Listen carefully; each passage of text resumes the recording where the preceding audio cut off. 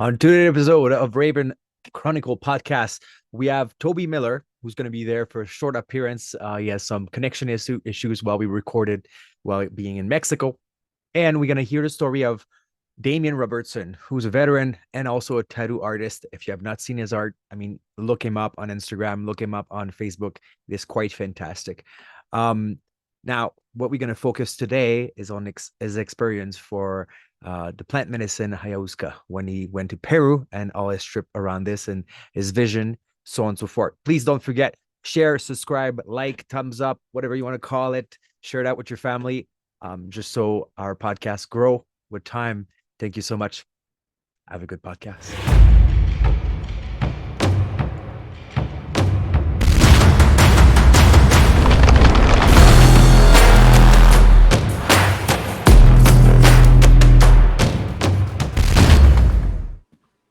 All right, welcome back to the Ravens Chronicle. So, Jason, tonight we have two guests. We have Damian Robertson and we have Toby Miller.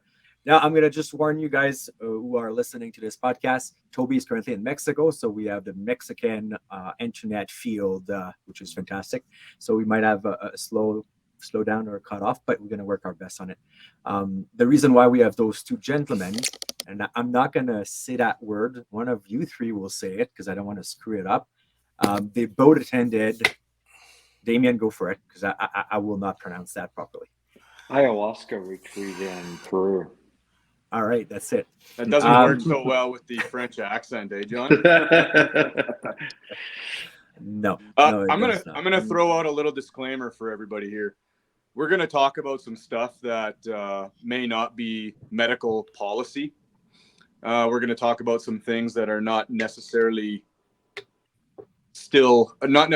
legal yet in Canada, and we are not professionals and we are not experts. This is anecdotal information and it's helpful and it's important, but just for everybody's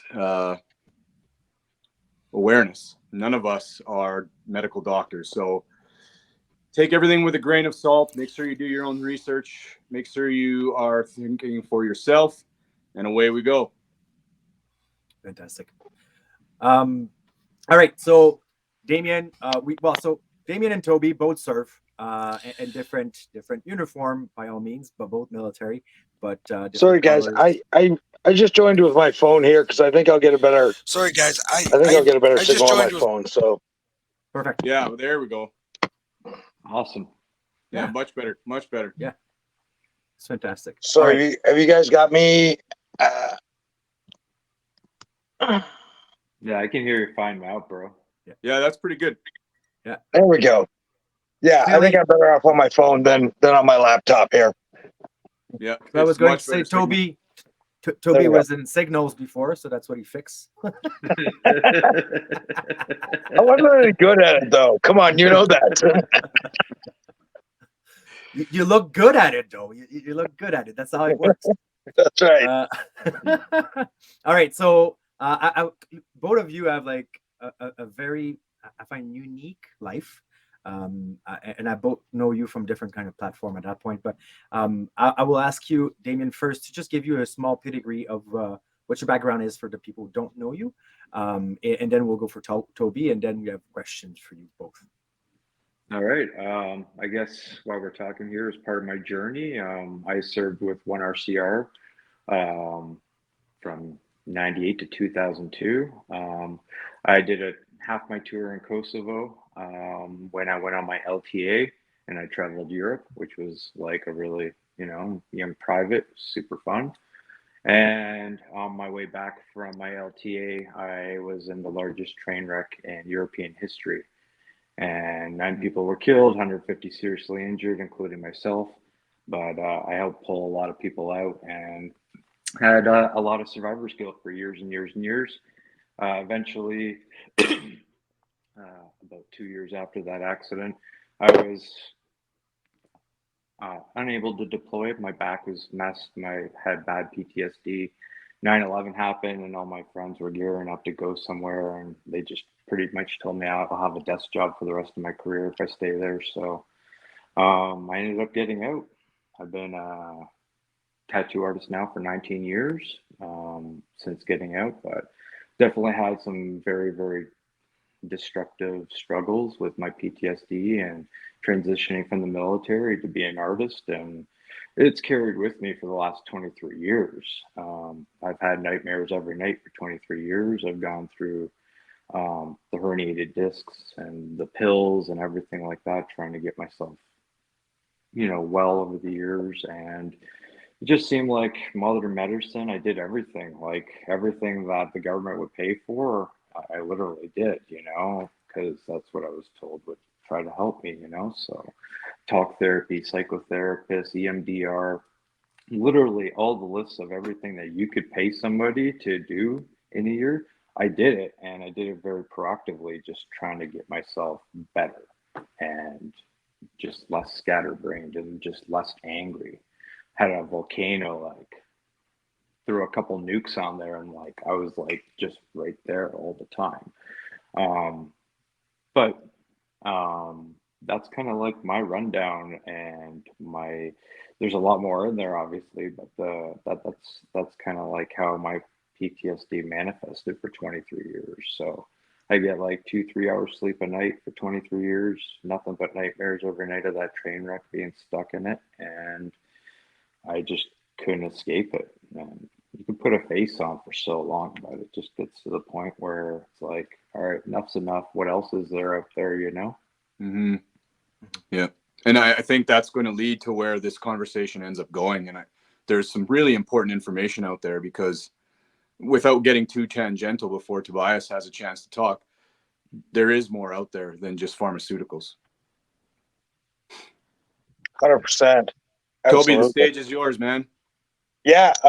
So Toby, I'm, I don't know, 53 now. Joined the Army late in life, 32 years old in 2002 in response to 9/11. Wound up in the comms trade as a signaler. Did my QL3 trades training in Kingston. Graduated in 2003, and about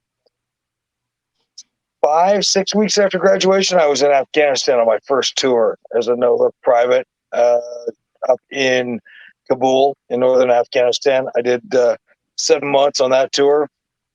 Came home, did a number of years sort of in the brigade, and was the brigade commander's signaler for a while. CSOR, the Canadian Special Operations Regiment, was announced to be standing up, and I was going to try out, and I wanted to be an operator, a Special Forces operator.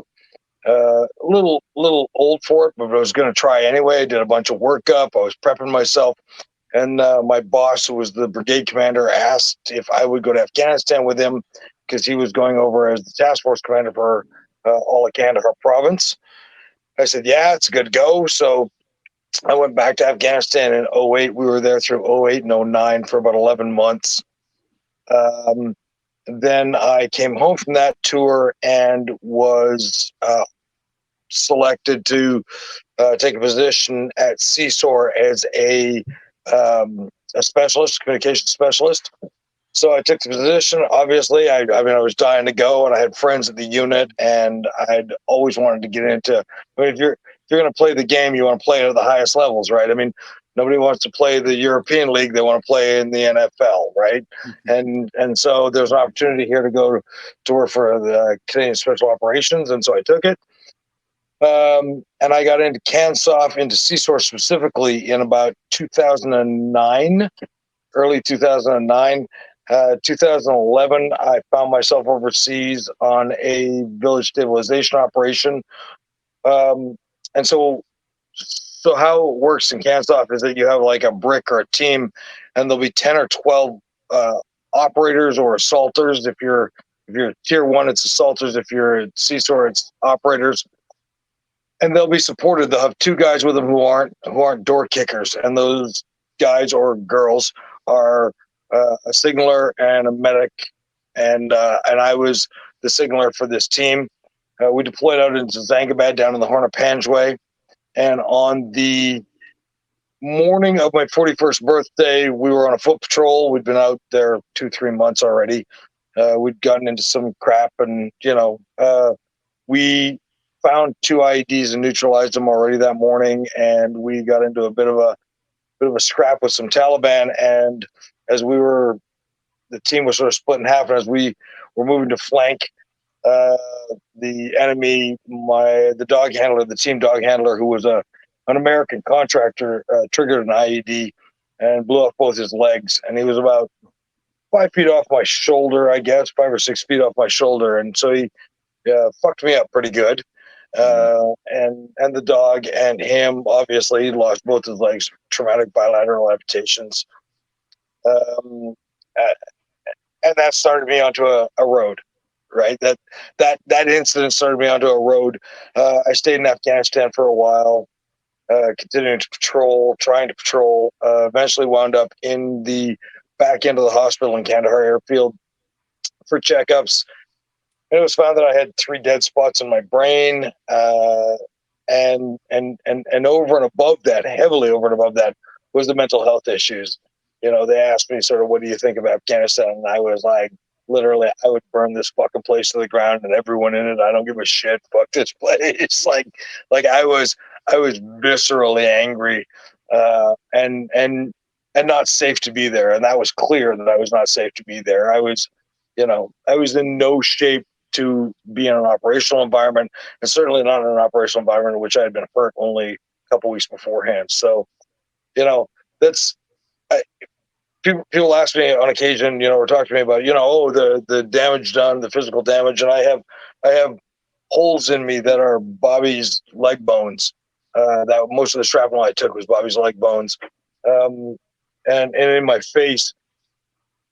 And I have the 3 dead spots in my brain, but what really took me out of the game was the psychological damage, the PTSD. And I'm not proud to say, but I'm a proponent of making a point of that my physical injuries are my physical injuries. My hip doesn't work well anymore.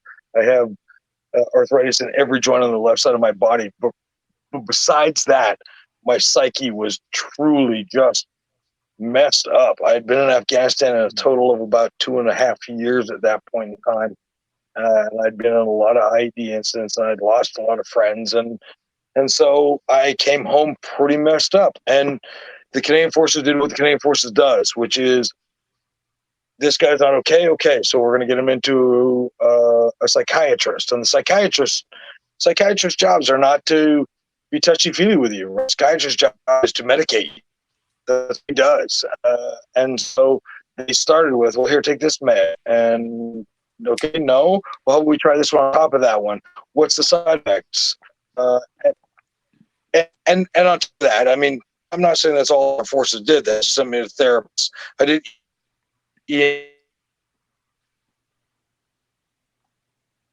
Well, we lost Toby a sec here. That's okay. Yeah. Damian, I want to come back to this in the end here. When Toby comes back, we'll let him finish. But there's something interesting is that you're pretty calm and you're able to bring up this really horrific past without any serious reaction. And so I think that's going to be sort of the linchpin of this conversation, right? That you've come to a place now where you can speak freely without the anguish and the triggering effects of bringing that up, right? Well, that's what the medicine does for you. And we call ayahuasca medicine, because you're not going there to have a trip in the forest. You're not going to fly all the way to Peru. Like, it took me 24 hours to get down there with layovers, right? So 3 flights. I'll send you the picture of the wing of Latin Airlines that I went on, and it looked like somebody had machine gunned it and just literally put like machine gun tape over, or the aviation tape over the whole wing. There's like over 100 patches on each side. And one of the gentlemen I went with, he had the other opposite window seat on the same aisle as I did. We just got opposite Sorry, sides. gents. Mexican internet is questionable at best. We figured you'd get back here somehow. I think probably the best bet, considering how our internet's working here, is we'll have to try this another time. Carry on with Damian. I love Damian's story. Love Damian like a brother. And we'll talk to me later, all right? Sounds great, man. That's great. fair. We'll see you soon, dude. All right. Love you, All right, Damian. brother. Love you too, Tell brother. him You have a tell good him the day. story. Talk to him about Mother. Explain Mother Aya. Tell him what she's done for us. Roger that. See, Cheers. just the excitement, just there's something, and Jason. I mean, I met Damien 3 years ago. I think it's 3 summers ago. Give or take. I think so, yeah. And don't get me wrong, my head was on swivel at that time, but you were not getting part of the group, right? You were staying a bit apart, but when I saw you last week, I think it's last week or this week, total different person, and it shocked me. It shocked me to see how zen. I don't know. I don't have the word to explain the difference in between, but it was night and day. Yeah, it's like the words profound and religious are just words, you know, they don't describe what happened in that jungle. Um, get a little teared up about talking about it, but because I'm happy about it, I'm not because I'm like sad or anything that I've brought up. Is because I left everything out in that jungle. When you go there, it's 5 ceremonies, and that's 5 ceremonies over 7 nights. You know, I got a couple of nights in between. You do 2 ceremonies in a row, night off. 2 ceremonies in a row, night off, and then a closeout ceremony, and then you're done with the retreat. You're there for 7 days. And yeah, it's like I said, I used to be so tortured, you know, up until the point like 2 months before I left, I had taken all my guns to the range because my wife didn't trust me in the house because my nightmares were so bad every night. She's just like, I know you're frustrated. Can you just take them to the range? I'm like, yep, roger that. You know, I recognize something's going on. And yeah, now I don't have that. It's the complete opposite after five ceremonies, which was about 21 hours of being under the influence of ayahuasca. So what ayahuasca is it's the leaf of this one plant. I'm gonna just butcher the pronunciation of it in Shipibo, which is the people who live there in the Amazon. It's like their tribe. It's the name of their tribe, and they're the ones who have been using this for thousands of years. So you get to Pucallpa, which is in the middle of the Amazon, which is pretty gnarly. If you're an army guy and you like traveling, it's definitely got that adventure written all over it, you know. So you get there, you take another, car to the lagoon, and from there you get on a fishing boat and you go up the Amazon River to this village, and you're there with 5 other people, and the people who live in the village and who are taking care of you at the retreat. And your job is just to relax and take it all in and take in the healing. And they prepare everything for you, from your food, make your beds, everything, do your laundry. They just take care of you while you're there. So really inviting. It's like you never go to therapy and show up at therapy and meet your psychologist or your therapist or your healers and get a big hug and be like, oh, that felt great. Oh, thanks for that. I mean, like, it's like you actually want me here. It's not about that. This is their job, is to heal people. And, it's you do a dieta, which they call it, which is about 2 weeks before you start limiting a lot of things you're doing. No sugar, no salt, no pork, no red meat. No sex, no masturbation, very low social media. You're trying to get your body clean, trying to set your intentions up for why you're going to travel here and do this healing. For myself, I just needed to settle that war within myself, that internal rage, that anger that was just ready to be there, that infantryman kind of like ready to go and fight it out kind of thing. And I'm an artist. I don't need to be like that anymore. I don't need to have the rage and the anger and all the memories of the train wreck and the people I saw die constantly, flooding my my eyes, when I closed my eyes or I blink, I was just getting sick of it. And when I go to sleep, reliving it over and over again. So that's why I chose to go there. The major reason I chose to go there was because I've known Toby before, and I saw him come back in May, a totally different person. And I'm like, I've seen, wow, that was like such a crazy transformation in a person. So I asked him about it and got on the program with David and Cordy, and my whole family's on the microdosing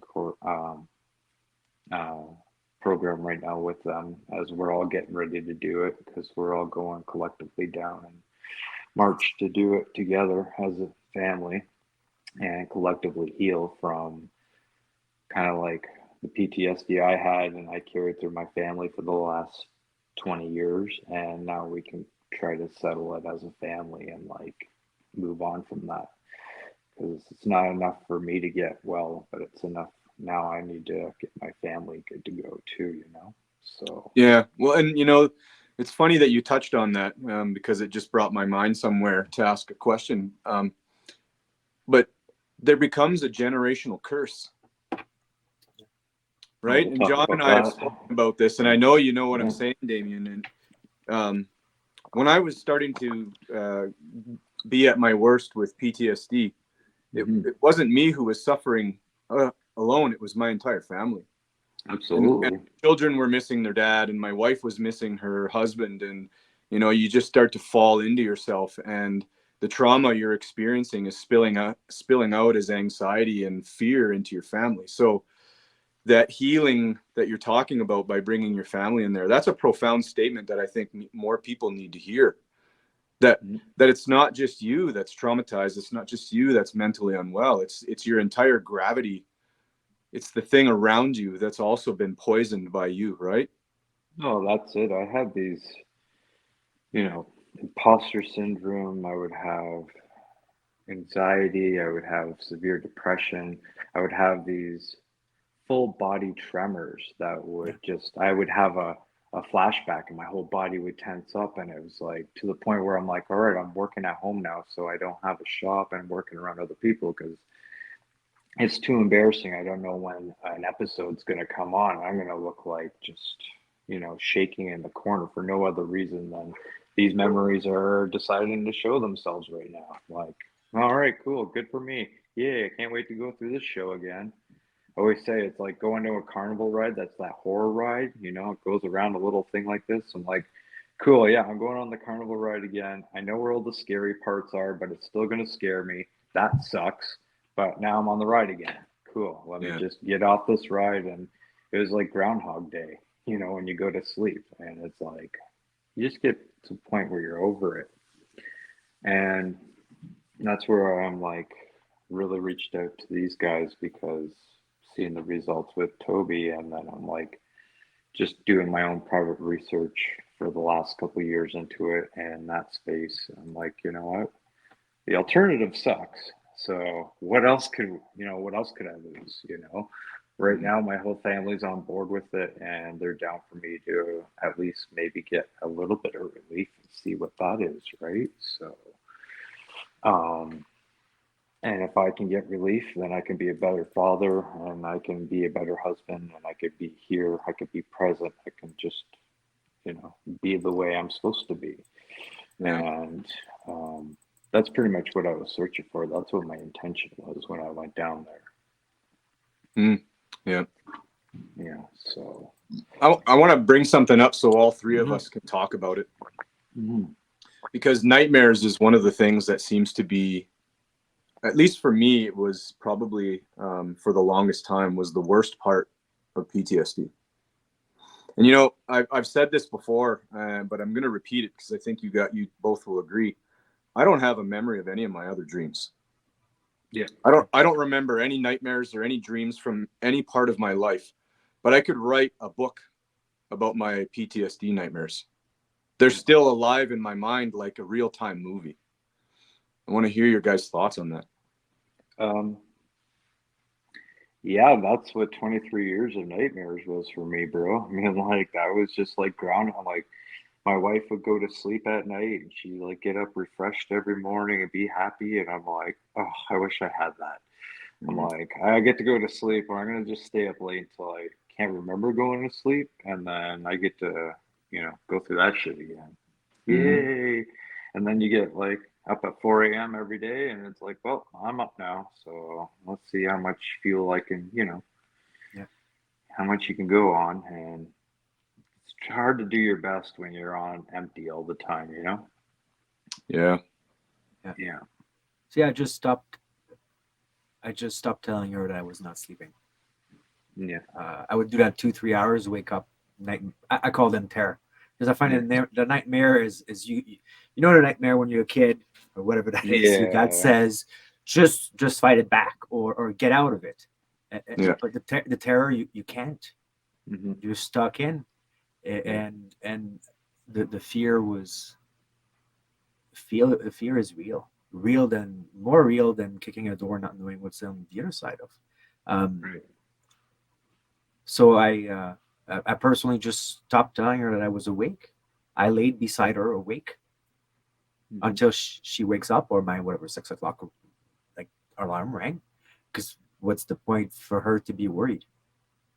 Yeah. And I know, don't get me wrong. Now I know it's wrong, Yeah. right? Like, I fully understand that. But at that time, I mean, for the most part, before diagnosis, that's the choice that I made. That was Right. safer for her. Yeah. And what is there? What medicine is there? What therapy is there for nightmares? There's no short-term relief for it, except for medicating yourself into a coma, which so many of us did, right? I had my own version of that. And John, I'm sure you did.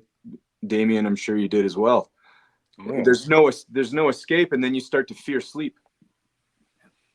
Yep. Right? One of the Absolutely. most important aspects of human health, and you're afraid of it because you know exactly what's coming, right? Or Exactly. the brain plays the game, so it gets Yeah. you so anxious that you will not sleep. Right? That's the other aspect where your brain wants to take care of you, so Yeah. will You not start sleep tonight. overthinking everything. Yeah. I got my first night's sleep after my first ceremony without any nightmares, and I slept 6 hours without any sleep, any nightmares.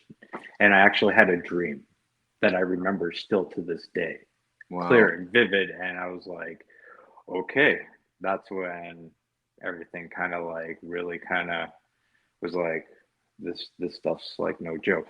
The stuff like the medicine's no joke. And I'm gonna say that right now. My experience and my visions, I have a photographic memory for every place I've ever seen or done. So I can pull the visions out from what I've seen in that, in the ayahuasca in my state.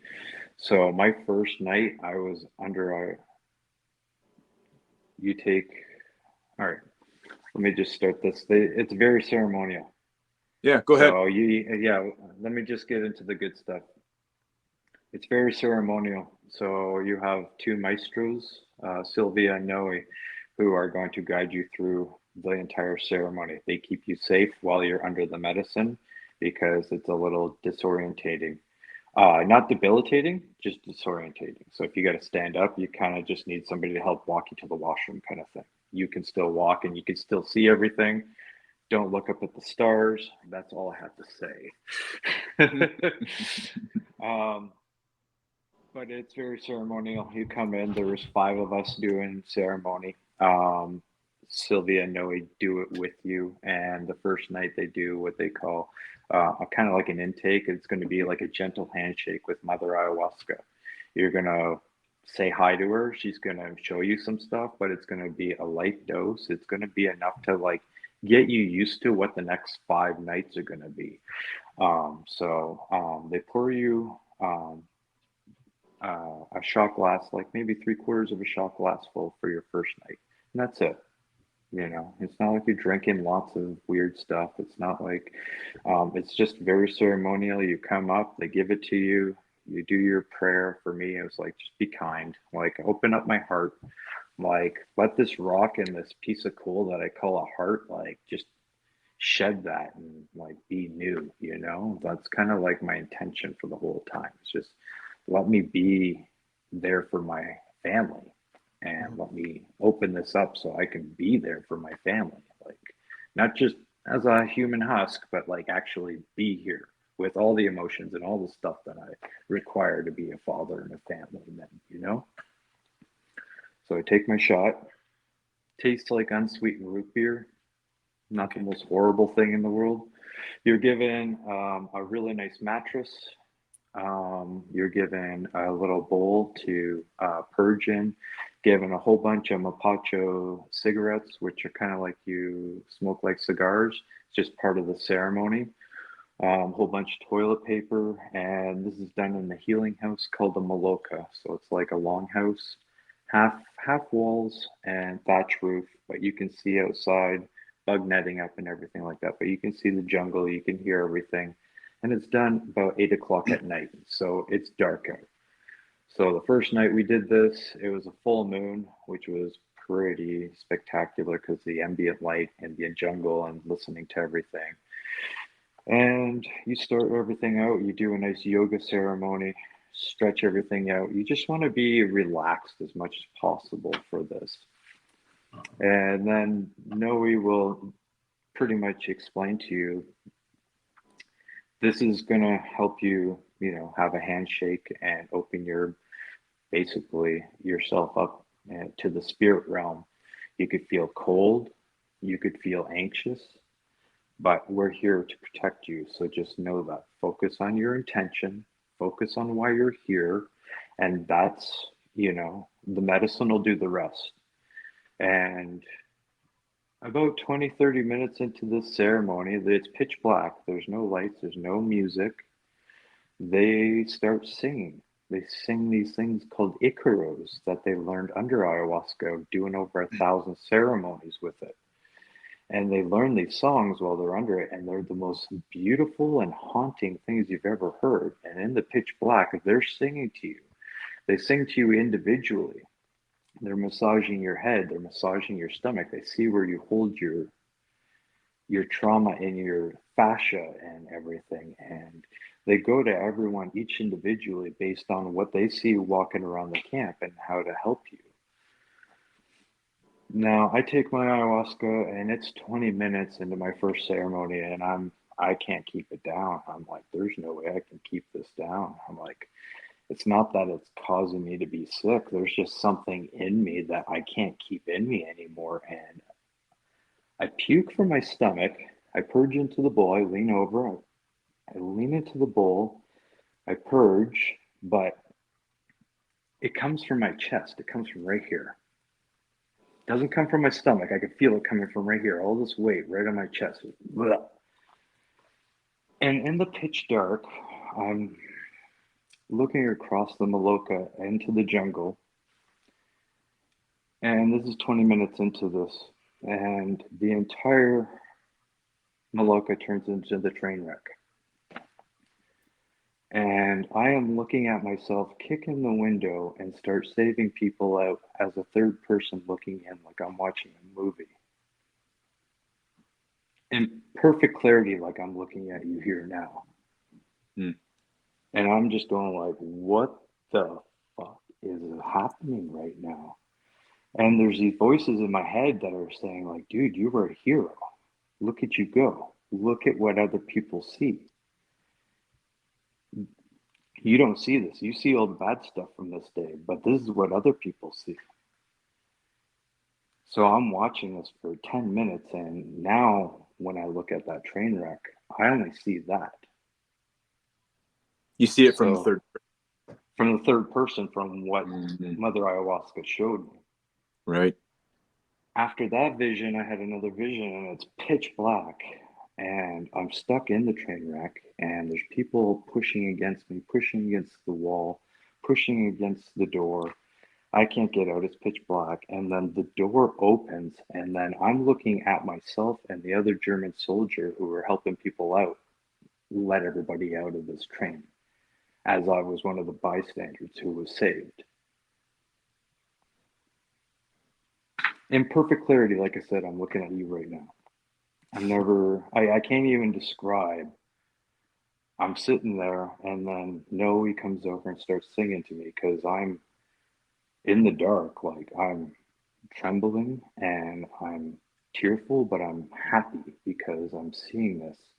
And I'm seeing that what was a huge cause of my anger of these people crawling over me were not crawling over me trying to save themselves and, like, get away from it. They were just genuinely relieved and feeling the anxiety and relief for them of being saved. So I'm seeing that from the third person perspective 40 minutes into my first ayahuasca experience.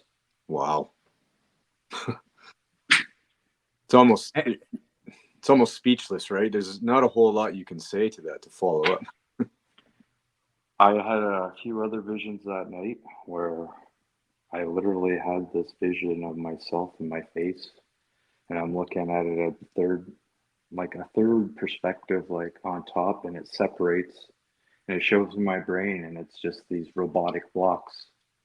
And it's like, dude, you operate on a very limited operating system. Anger, yes, no, that's it. Like your brain is comprised of these blocks, and that the operating system don't work anymore. You look like a human, but you operate like a robot. Like these are things like we're going to show you in the next couple of nights that we're going to sort the fuck out for you.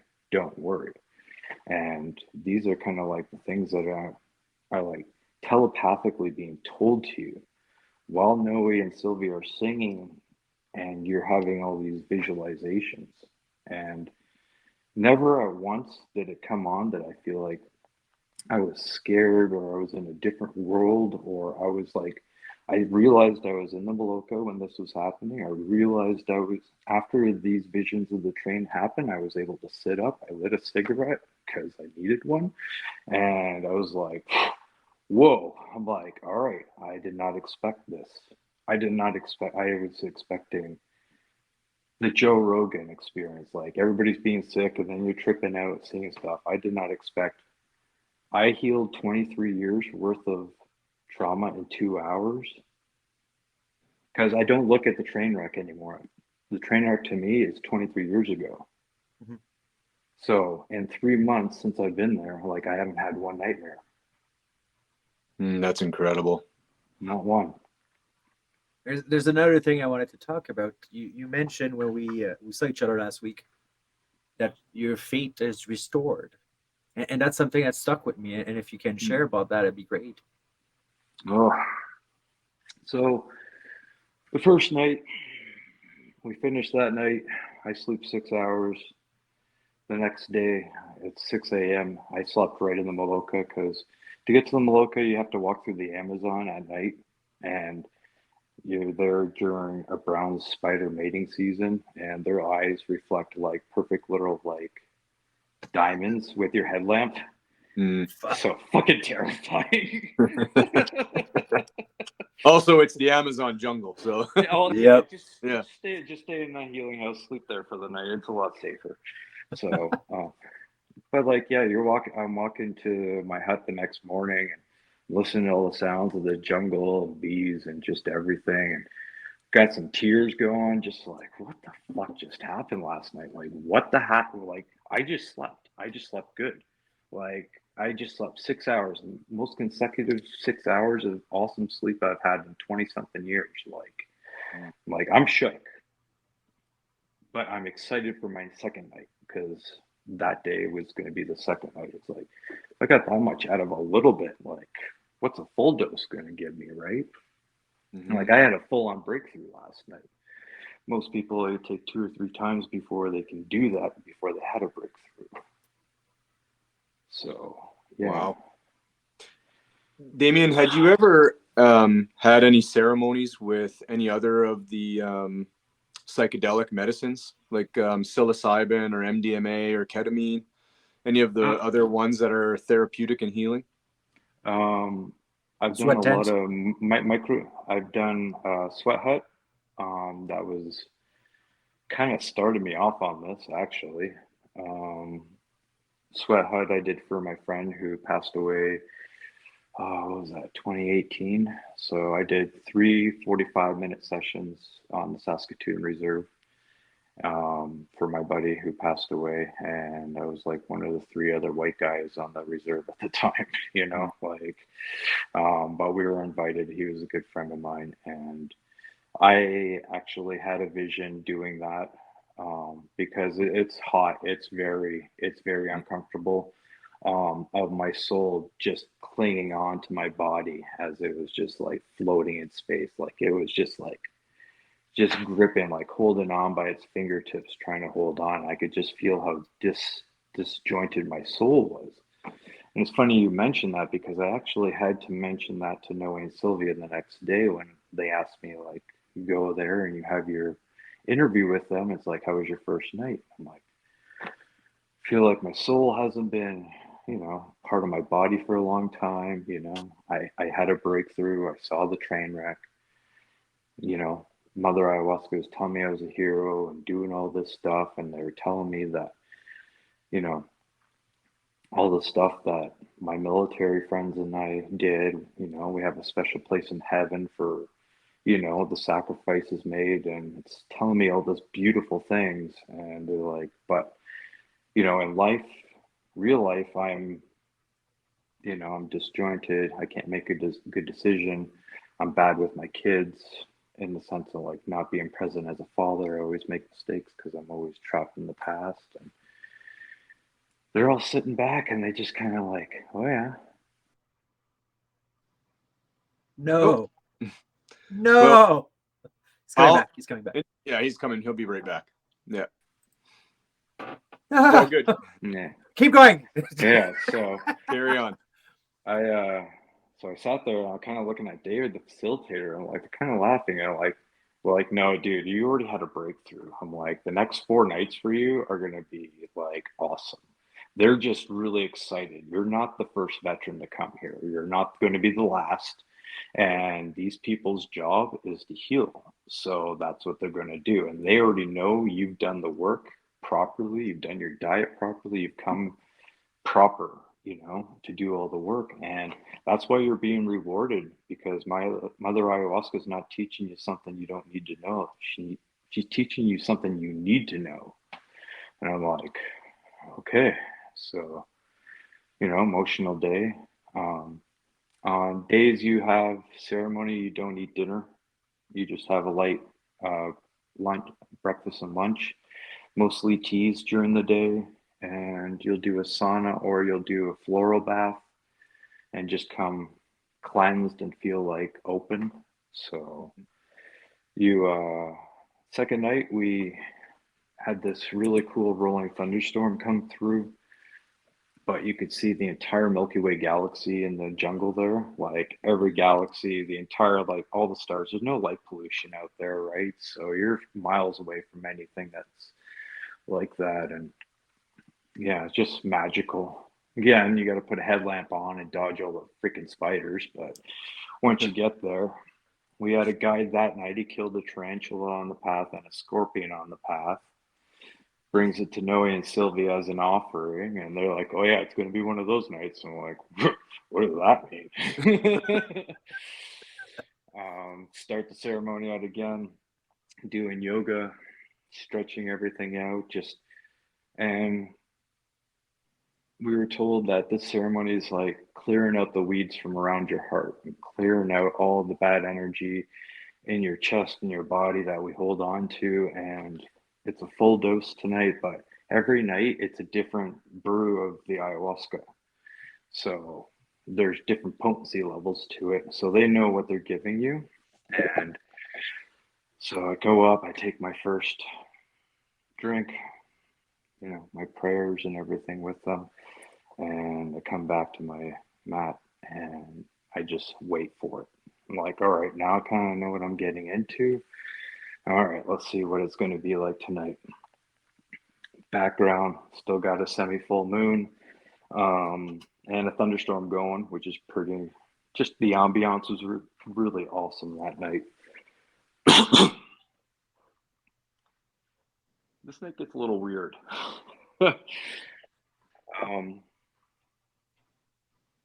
But incredibly healing. So 20 minutes into it, I can't keep it in myself anymore. And again, right here, it's just like, nope, like lay over and I purge and I just get whatever's on my chest here. Any fear, any anger, any anxiety that was held here was just gone. It's like, bleh, get it out.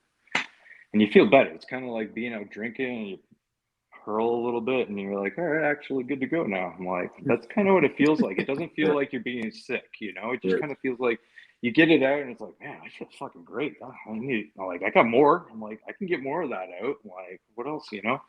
What else can you show me to get that out? And that's pretty much your body's reaction to releasing trauma. So it's like there might not be anything coming out. It might be dry heaving, but it's the physical act of you doing that. You're listening to the maestro sing, and you're just the ambiance and the tobacco and just everything going on. So my first purge, purge into the bowl, right on, and I roll over, and there's this giant strobing, I'd say praying mantis over me that's like 20 feet tall, and he's like, do you mind laying on your back so we can do the surgery now? It's like, okay.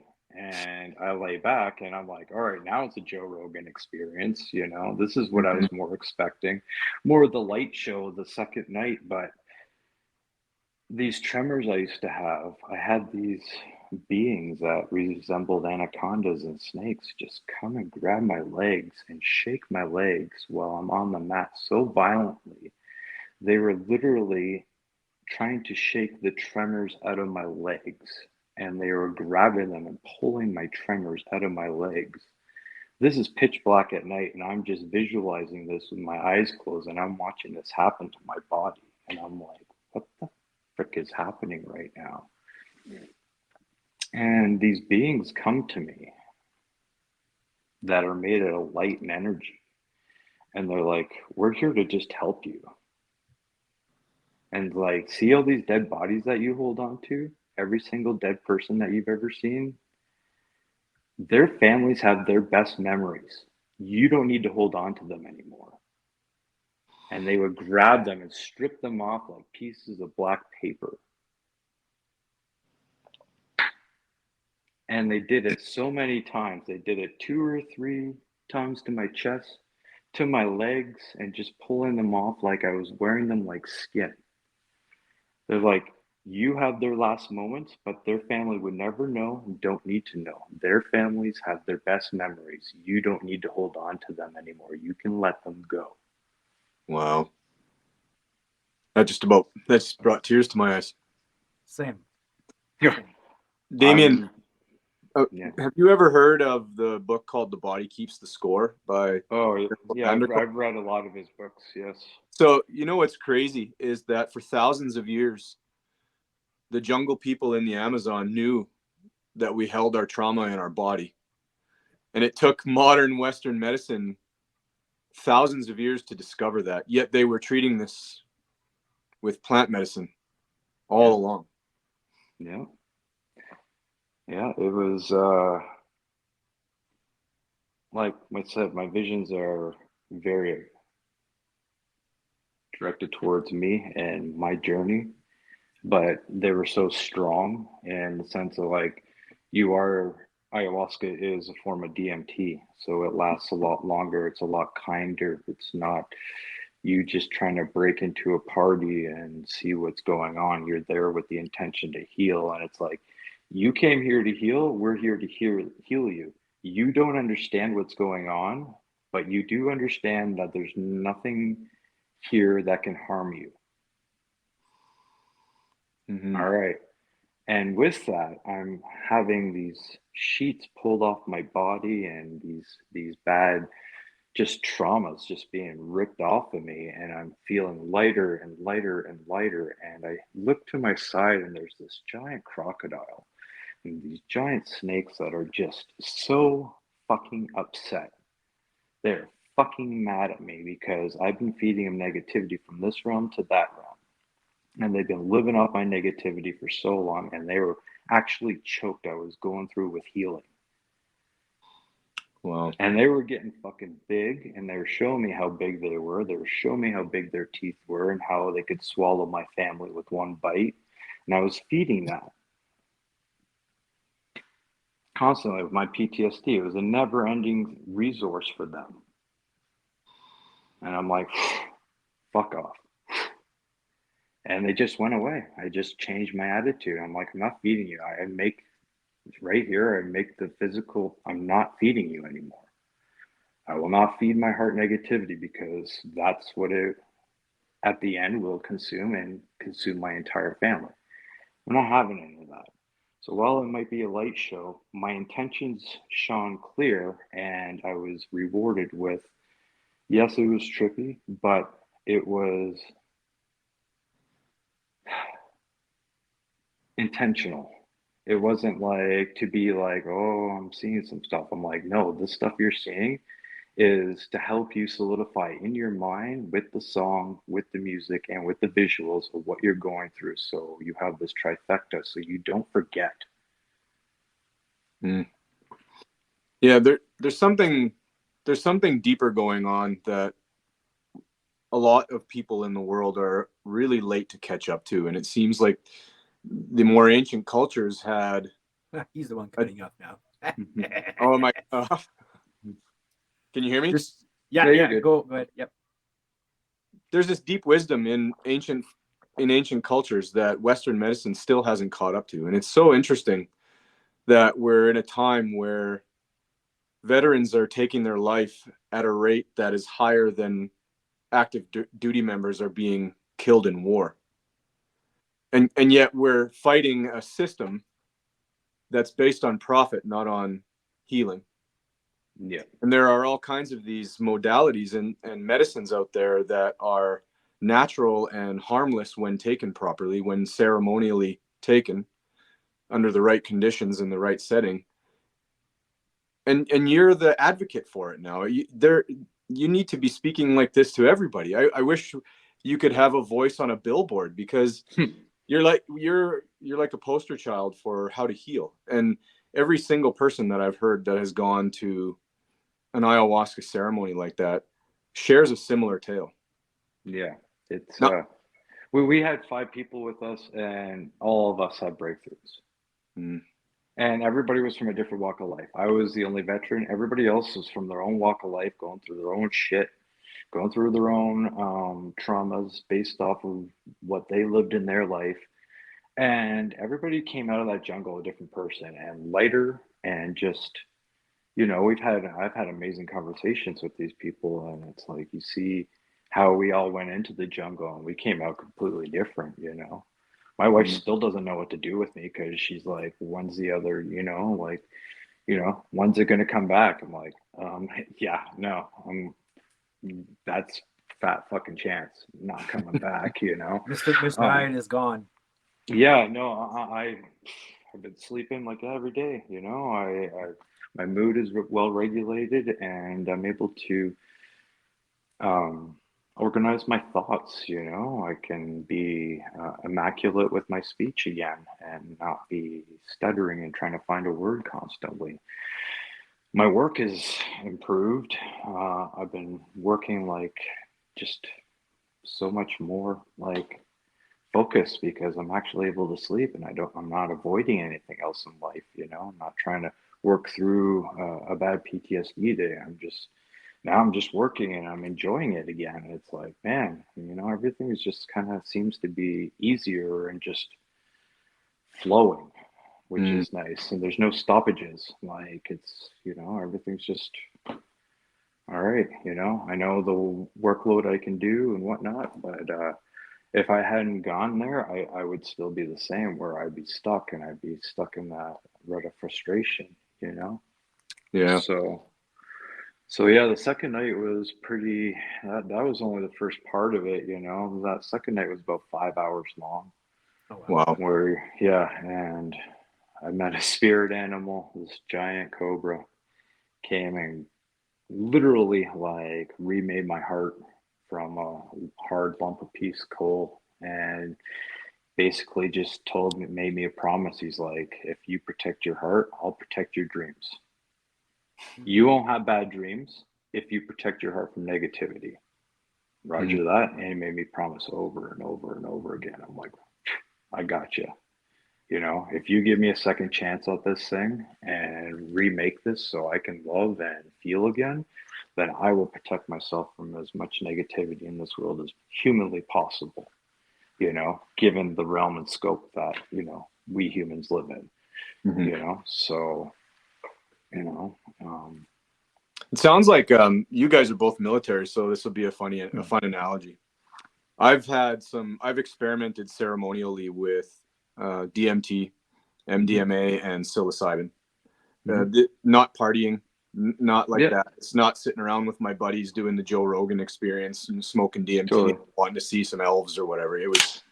I did my research. It was very ceremonial, but it seems like ayahuasca is tier 1.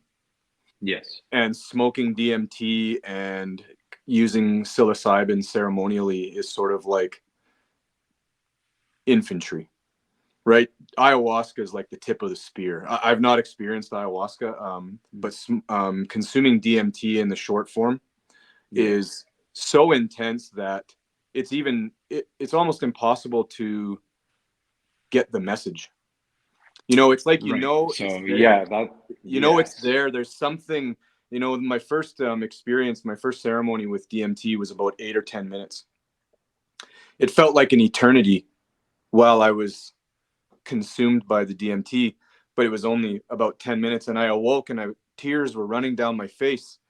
And I had this joyous smile on my face, and I felt at peace, but I could not recollect the message. I could see part of what I had envisioned during the journey with the DMT that way, but I couldn't get the message clear. And while I was within this thing, it didn't feel like I was in myself anymore. I'm not sure if that's the way it felt for you, Damian, doing the actual ayahuasca. It felt like I had left myself and had gone to somewhere else. Yeah. But it was so violent and so rapid that it was too much to process. And I could hear, or I could sense, a feminine voice trying to beckon me. And then it was over, and I didn't get to the part where I would have learned a lesson or been told something. So I think that's what it is that ayahuasca is the pinnacle. You have to work your way to there, or you have to get to that for the real. That's sort of like the Super Bowl of therapy. Yeah, and that's what I was explained to by Noe. He's like, ancient cultures used to use that one leaf and they'd only get a small vision quest. It'd be only like the 10, and it'd be so chaotic that the ancient shamans just wouldn't understand. So they started experimenting, and then this is actually what ayahuasca looks like. You know, it's a vine, and they use the inside of that, and there's an enzyme in the vine with the DMT that neutralizes an enzyme in your stomach. So the DMT now lasts for 5 hours. So it's a DMT, but it's a 5 hour trip. And how I kind of explain, like, you can try to smoke DMT, like you said, but you're only going to get to the waiting room. You're not going to break through. And if you do break through, it's going to be a short trip.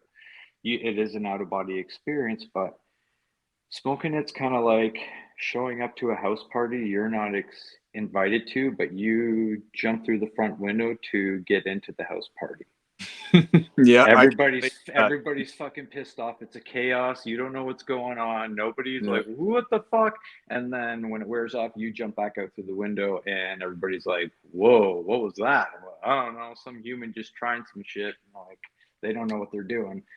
Ayahuasca is, you know, I guess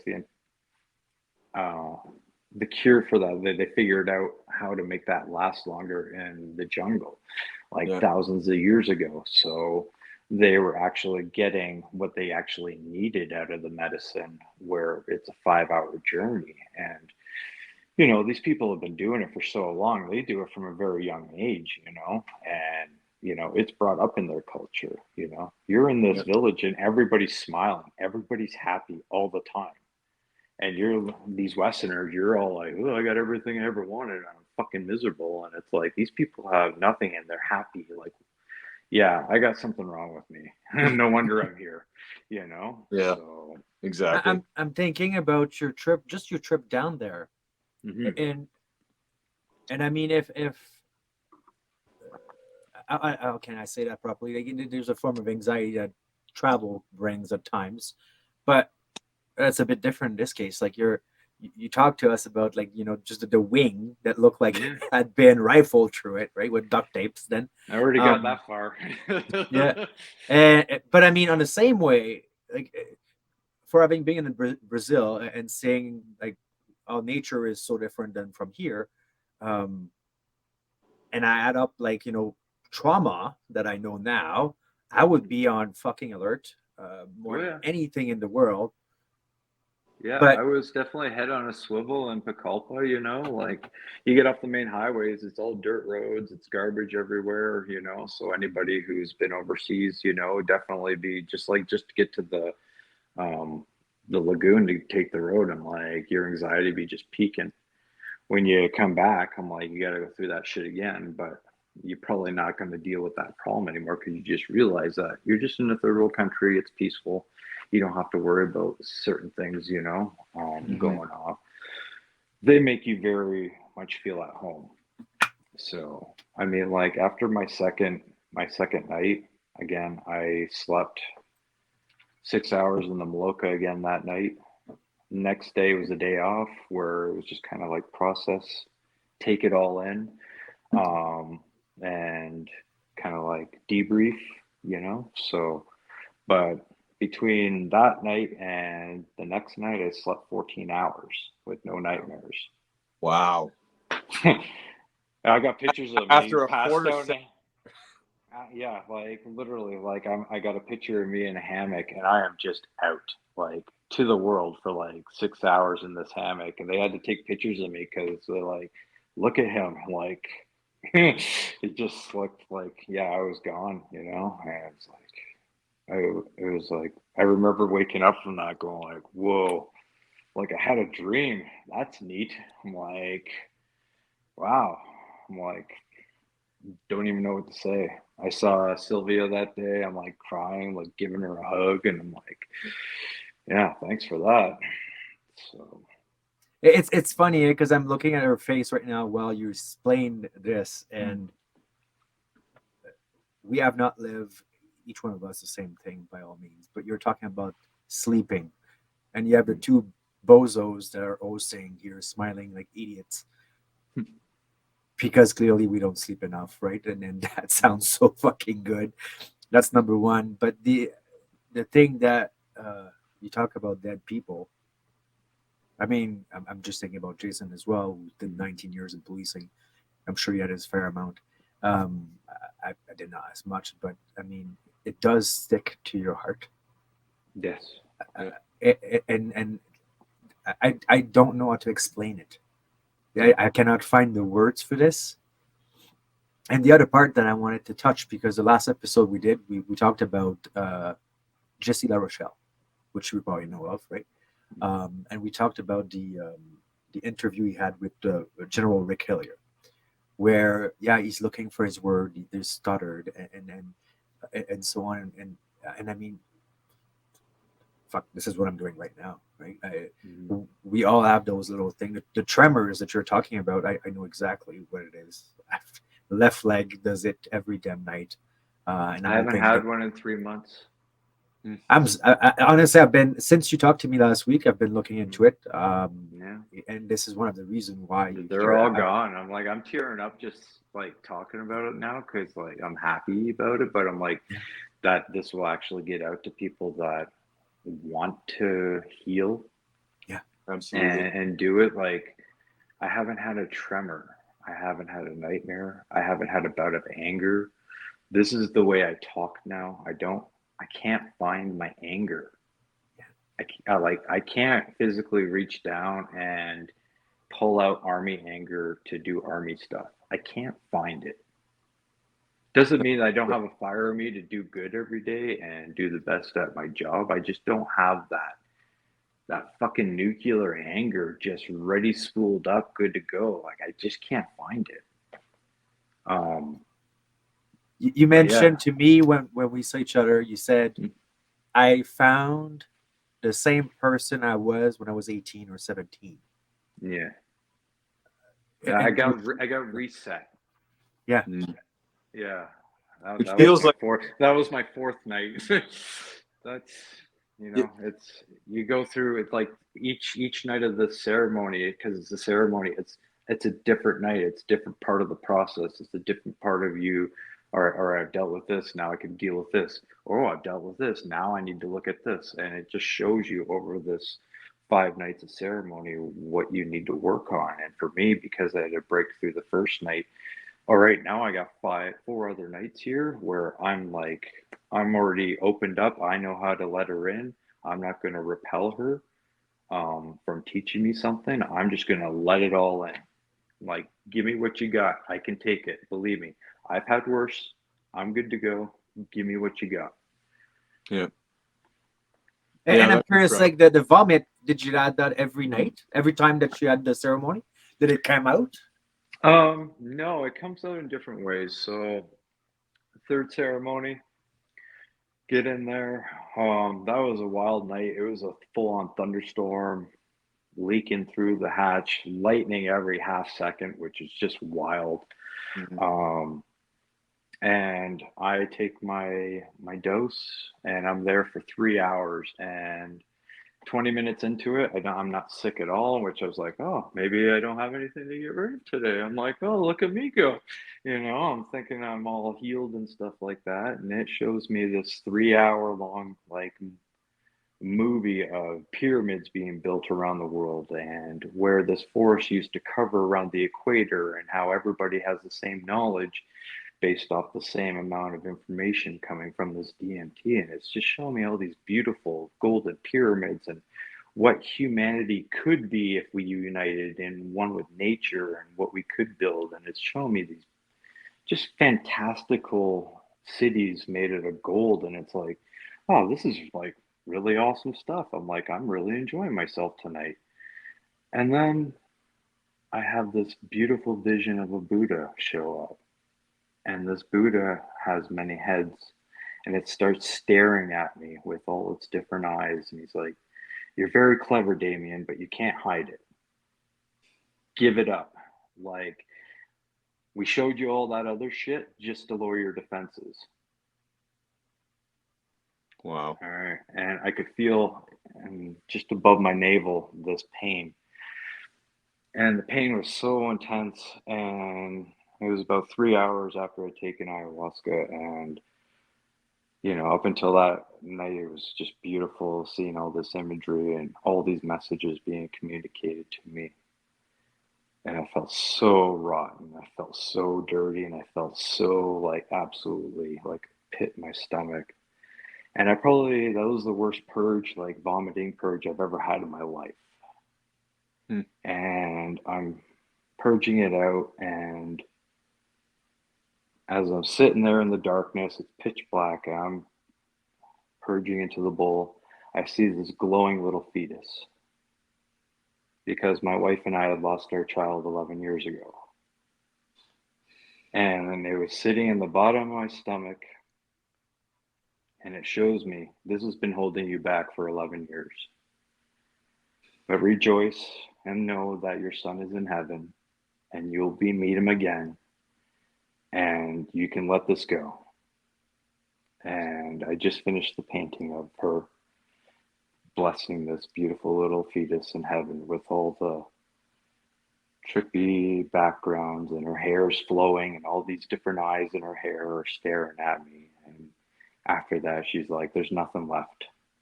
We got it all. And that was the end of my third night. And I just sat there shook. That night was maybe 3-4 hours. And I was just able to let it go. And I've never really talked about that. When that happened to me and my wife, I knew I wasn't going to be a father, like a biological father. So, yeah, that hit hard. And in that instance, laying on the ground,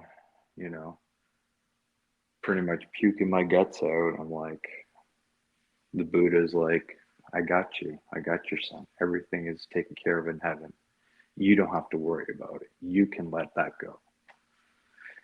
And she saw these black spots over my eyes where I would always have this frown and this army kind of look. And she's like, let those go. And I'm like, blew my nose and just feel these dark patches leave. And I just can't get frowny anymore. But I've never blown my nose like that afterwards. And just these are the type of purges you're just physically getting it out of you, getting the tension out of your head and out of your heart and your soul. And I just feel everything mending, you know. So I wasn't expecting that, because I was expecting, you know, army stuff and the train stuff, but that was the first 2 nights. It had cleared everything away from that, where I could start over again. And then it just started diving deep into my personal, into my soul, into what it means to be part of a family and love. And yeah, it was like, say, almost like psychedelic surgery. Mm-hmm. You know. Yeah. There's something that you said, it gave me shivers. Because every time I hear somebody talking about a journey like this, there's so many, the journey itself and your trauma is yours, and the things that you need to be healed from are yours personally. But the crazy thing is that what my mother ayahuasca or what psilocybin shows you seems to be so similar.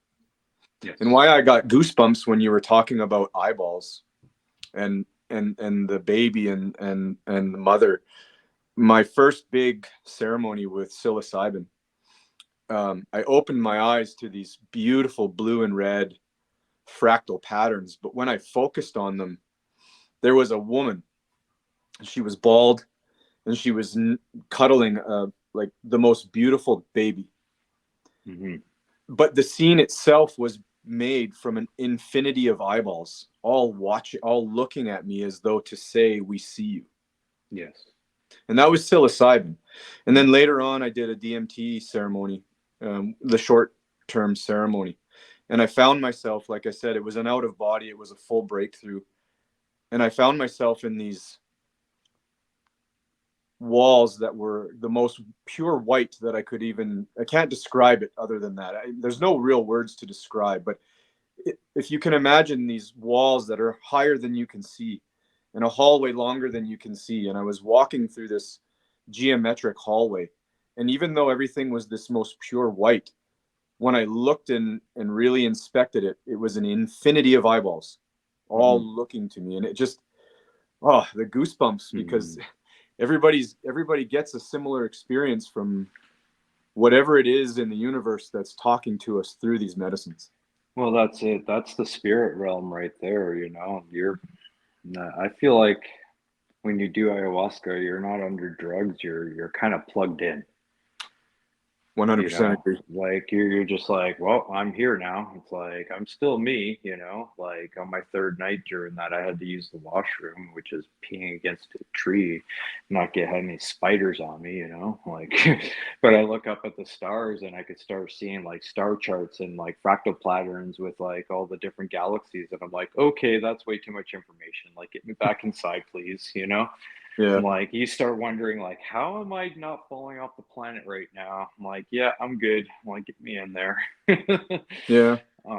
So you could do stuff, but you're not like so disorientated that it's probably not the best time to go walk it around, you know, if you're on that stuff. So Yeah. I'm curious. I'm curious, Damian. You're a phenomenal artist, right? And I think family-wise, you guys have that, anyways, in the blood. But did you try to draw it? did I try to draw? What you've seen? Oh yeah, I have. I could quit tattooing right now and just paint for the next 100 years with what I saw and the ideas I have. Like I said, you're each ceremony is hours long. You're not getting minutes of it where you're forgetting everything and your brain's protecting you from that intensity of what just happened. Everything here is like with intention. So you remember everything. Yeah. You know, so even if it is trippy or like seeing like lots of eyeballs, lots of pyramids and eyeballs, stuff like that. It's like, but that's the stuff that like tries to trip you up. Like if you're not there with your intention going like, hey, I'm here to like, don't show me that shit. Show me something like I need to know. Yeah. And that's what it's there for.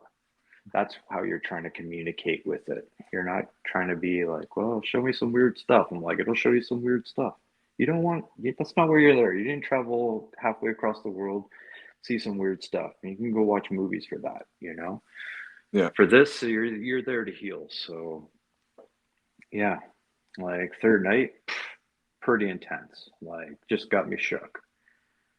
Next day, seeing everybody around, I'm quiet. I'm just like, wow. Mother Ayahuasca showed me what was up. It showed me I can't hide anything, and that was my deepest, darkest secret. And it just exposed me like, you know, that's it. Total exposure now. There's nothing else left. There's nothing else for me to deal with. So I thought. And then.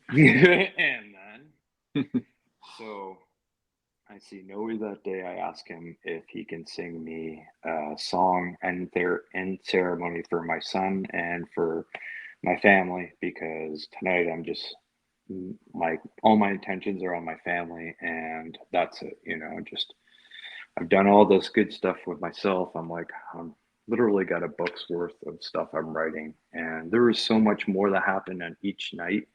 I'm just kind of going over the main points of the ceremonies, right? So Yeah. I'll give him. Well, his phone went to sleep. Right Yeah. back. Oh yeah, it's just the screen's going black, eh? Yeah. Yeah. It's all good. Right. Yeah. Everybody has a nice kind of like yoga again, you know, stretch it out. It's a different dose again. I take another full dose, smoke a couple cigarettes.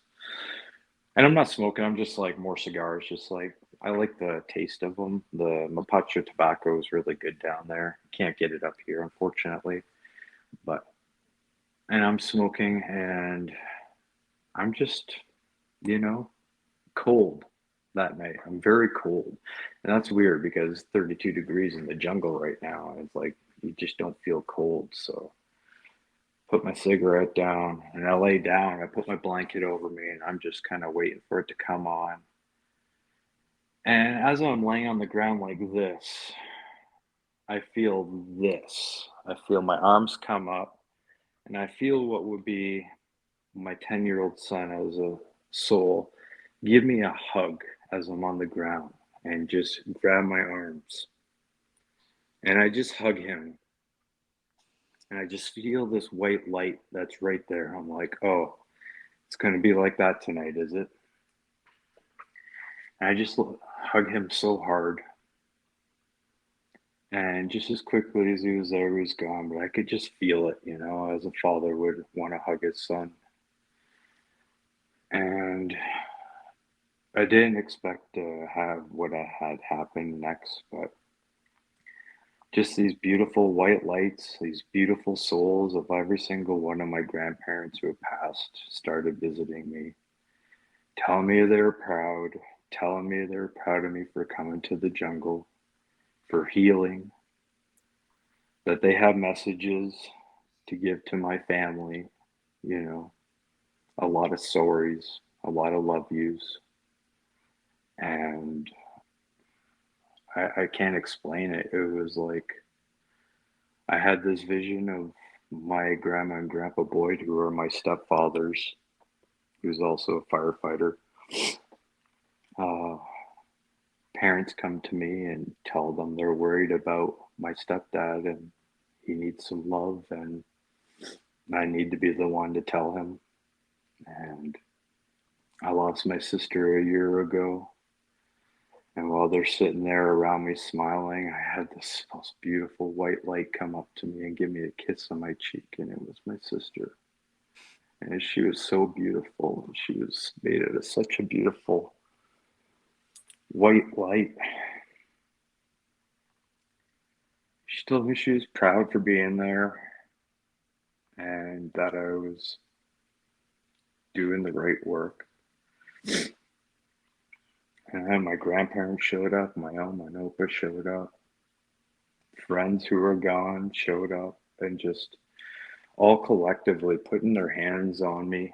And I could just feel them even to this day, just these white handprints all over my body, like new armor they were bestowing upon me. And like, this is your strength. This is where your heart comes from. And I see my Opa when I was 16, where we used to fish together in the lakes in Ontario. And he just put his hand over my heart and he's like, that's where your reset is. That's where your heart is. You don't have to worry about that other shit. You've carried so much pain and sadness, it would drown out the entire Amazon. Let those tears flow. They're happy now. They'll fertile. They'll be fertile. They'll help things grow. Happy tears are okay. The sadness will never stop. You'll just drown. Let them go.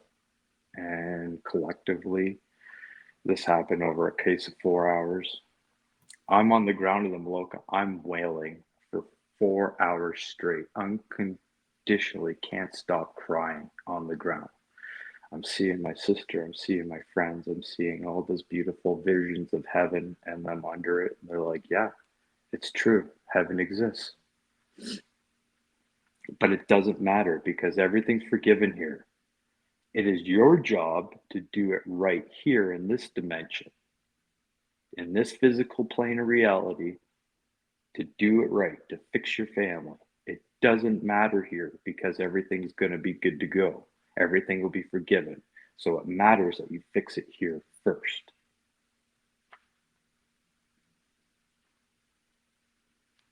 Don't know what to say.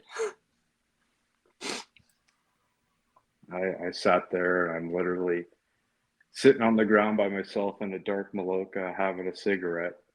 And all around me, my Opa's having a smoke.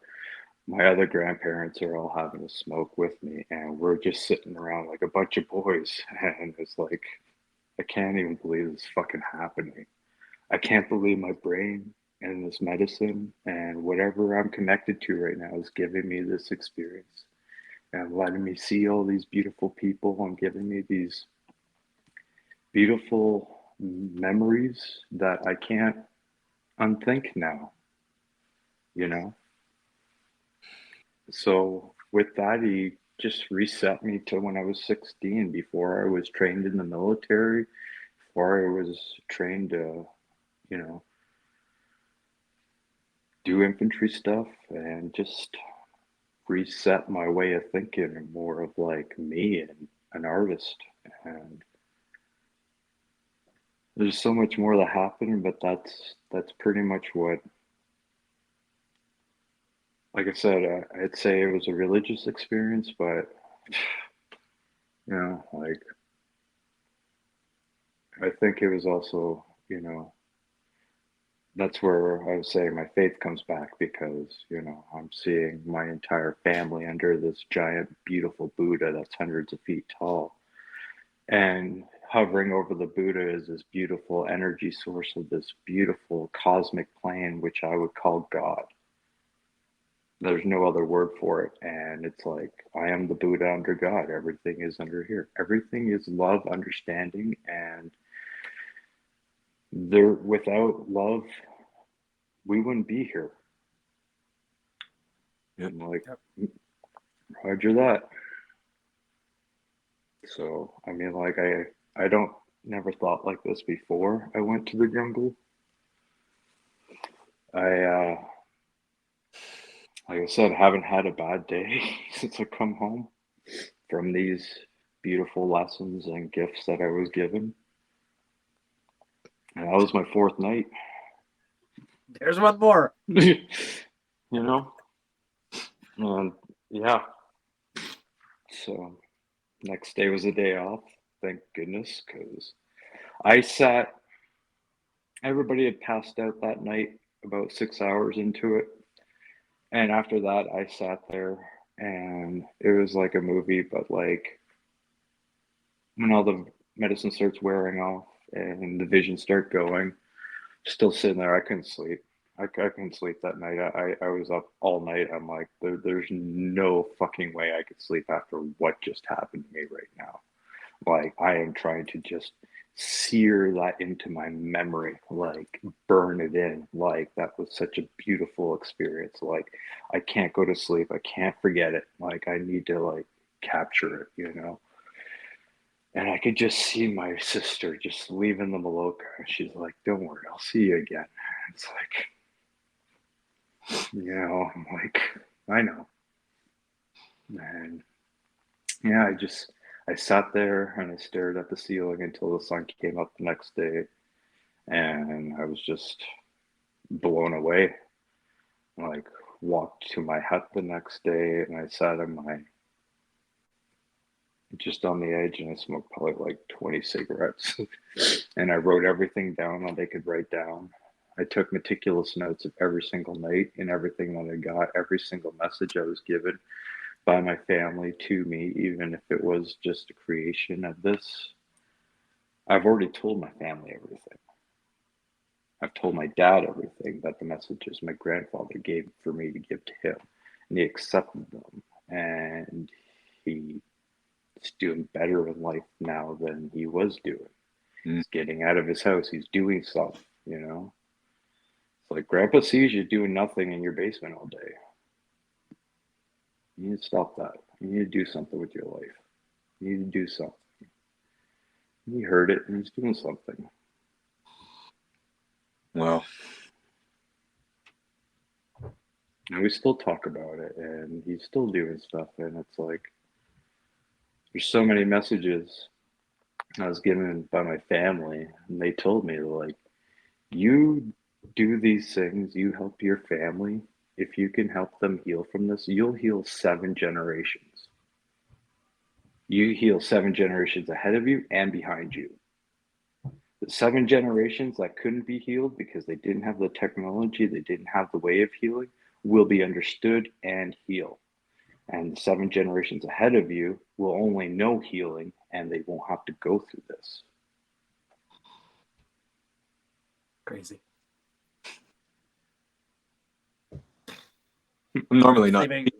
I think we all cried, so it's good. I'm gonna give Kleenex next time we do a podcast. Yeah, sorry about that.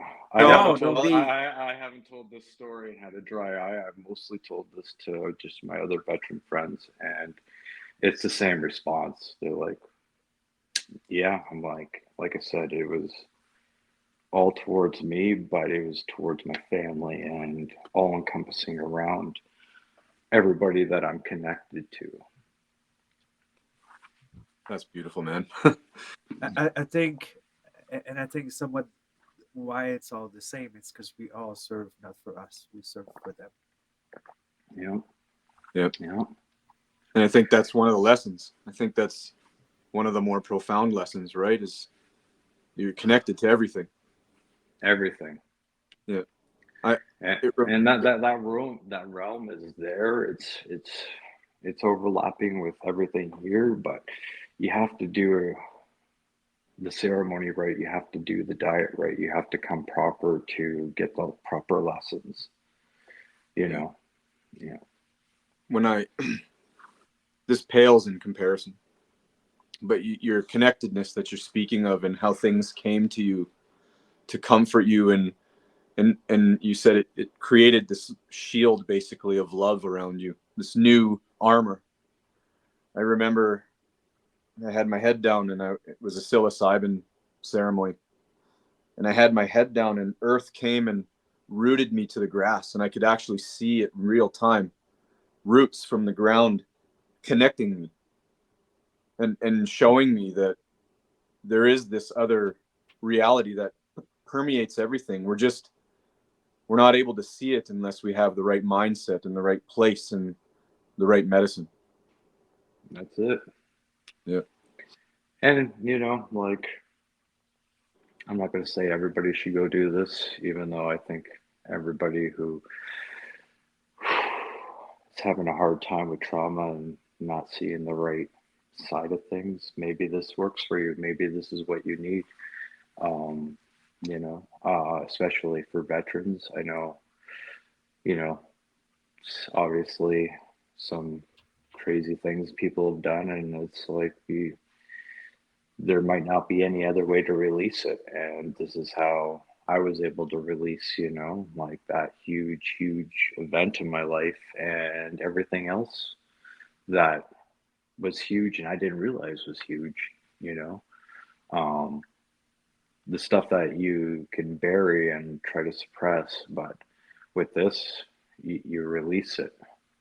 And it's like, I still remember what happened to me. I still went through a train wreck, and I still, you know, was in the military, and I did all those things. But like when I think about those times now, I think about the good times, and I don't have this like default to depression.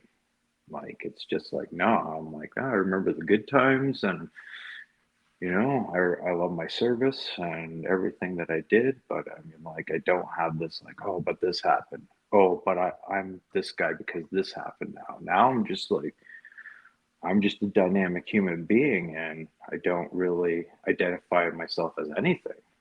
I'm just like, been shown so many beautiful things that it's kind of hard to label myself as anything but like one of these spirits that I've seen.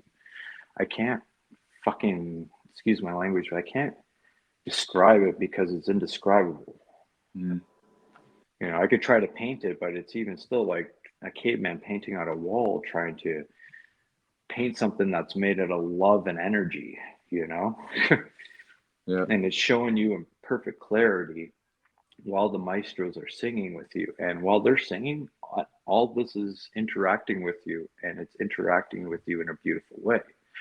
So it's, yeah, it's like this concert of just senses and just telling you like, you're going to be all right, we're going to take care of you, it's okay, let it out, you're perfectly safe to let it all out, and somebody's going to watch out it over you. Like, I bet you my screams, my cries seeing my sister probably woke up at least half the Amazon.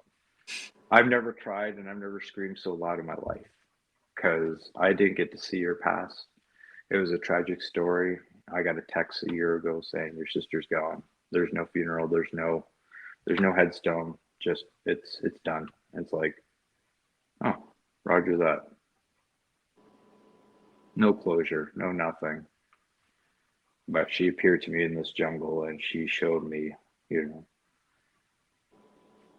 what my heart was, and she broke that thing open like, you know, like a bunch of eggs, like just wide open. And it's like,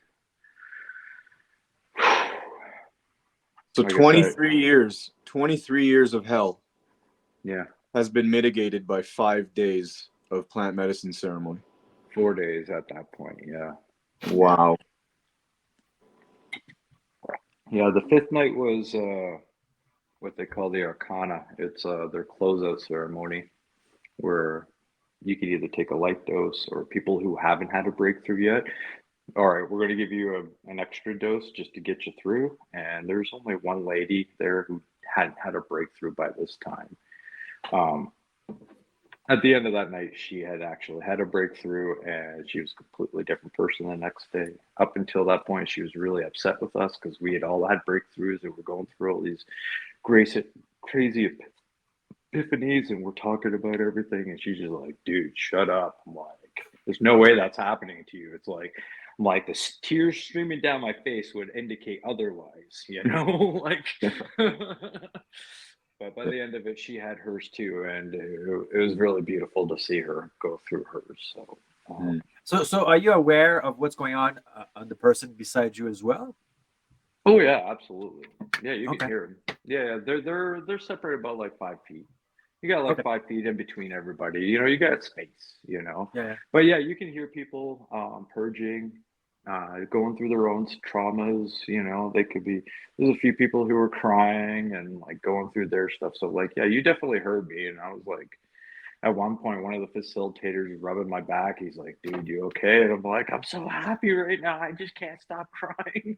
I'm like, I got my sister here. My grandpa's here. I'm like, I'm so happy. And he's like, oh, okay, dude. I'm like, all right. And he's like, just rubbing my back. I'm like, thanks, bro. Like, it was just kind of like, yeah. I was aware of everything around me and people around me too. But yeah. So in the two worlds at the same time. Or whatever Exactly. they call it. So the amount of emotion that I was just releasing emotion that night of just like my broken heart, my family, and it was just coming out. I think I went through like 3 rolls of toilet paper because I couldn't stop blowing my nose. It was just all coming out. Like, yeah. And after that, I just felt clean and purged out, like everything had gotten out. Yeah, but the 5th night was just, you didn't have to do it if you didn't need to do it. So for me, I did a little bit more, and I just had these beautiful visions of these eggs because my daughter's trying to get pregnant. So I'm blessing these eggs and I'm blessing these things for my family and praying for a good boyfriend for my daughter who's, not going to be a creep, and just myself to be a better husband. When I get home, I'm going to be more attentive, and I'm going to just do the things I need to do. And I just concentrated on that for like 3 hours straight, and nothing crazy in the way of visions, even though I did have a few, but those are more personal to me. And it was just really solidifying why I came. That's awesome. I have no Yeah. words, man. I have. Yeah, it's like I said, like I have piles of notes. I'm like 4 or 5 chapters into this book. I've been writing about it because some of the lessons are so profound. And I came home and I told my girls, I told my family, what happened and how I'm feeling and how I'm doing, and they're still like getting used to it. They're not used. My wife's never met me like this. My wife met me 6 months after my accident, so she's never seen me before not be angry all the time or not be stressed out. Or so she's still getting used to her husband now. She's like, I got a new husband. I'm like, yeah, it's pretty cool, right? Yeah, it's like finally the authentic Damian has been able to shine. And that's it. It's like that's how I feel. I'm like, I even went and did an art show there a week ago with like all the best industry's top tattoo artists, and usually I can't even be there because my tremors are so bad. I just wouldn't show up because I'd just be shaking in a corner or just something weird, and I'm sitting around 200 people, not one shake. I'm flowing through the entire crowd and able to talk to everybody and not have one single bout of anxiety or anything like I used to have before. And it was like, this is fucking wild. Like, it's 3 months later. I'm still good to go. I haven't had this much relief. And even if I have a bad day, it doesn't mean I'm never going to get angry, and you're never going to get frustrated. You're not going to have emotions, but I mean, like, they're not like at a, level 100 ready to go, kind You're of not thing. overing at 75 to touch the 100, right? No, exactly. Like, we had a leak on our oven. Water was coming down from this rainstorm. My wife didn't want to tell me. She's like, all right. She told me. I'm like, go over. She's like, oh, yeah, well, just have to call somebody to get their on their roof. No, no worries. And I went back to work, and she had a breakdown. She's like, 6 months ago, that would have been, you need a new roof. The world's collapsing. Fucking everything's gonna, you're gonna spend all your money fixing this roof and all this shit. Like, just the worst case scenario, and you're already losing your shit, and it's a couple drops of water on the fucking oven, And I'm just like, yeah, well, turns into something worse. We'll just call somebody. No worries. I'm gonna go back to work. And she's like, the fuck is that? What the hell just happened? Like, she's like still trying to figure out how to deal with it. Yeah. So, these medicines don't change you, they reveal you. yeah. That was one of the most bittersweet stories I've ever heard. Yeah. Thank you. Yeah.